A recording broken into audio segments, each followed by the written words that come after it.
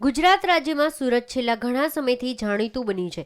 આવક વિભાગના દરોડા, બળાત્કાર, અપહરણ, ચોરી અને હવે આગ લાગવાની ઘટનામાં પણ સુરત આગળ વધી રહ્યું છે.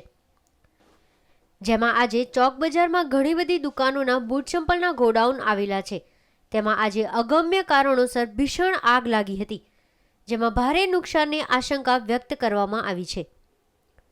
સુરત વેડ રોડ પર આવેલ વરી માતાના મંદિર વિસ્તારમાં આવેલ બૂટ ચપ્પલના એક ગોડાઉનમાં અચાનક આગ લાગતા દોડધામ મચી ગઈ છે.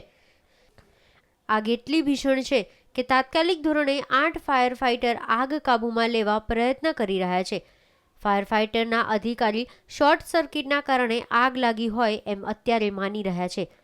આસપાસના વિસ્તારમાં આગ વધુ ન ફેલાય એ માટે હાલ તો ફાયર ફાઇટર આગને કાબૂમાં લેવાનો પ્રયત્ન થઈ રહ્યા છે.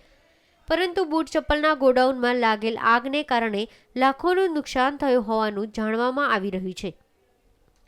સુરતમાં લાગેલ આ ભીષણ આગના કારણે ભારે દોડધામ મચી ગઈ છે.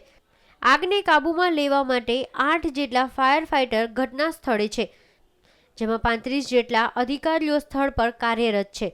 ગોડાઉનની અંદર ચામડું અને રબર ભરેલું છે. આ ઘટનામાં કોઈ પણ જાનહાનિના સમાચાર નથી.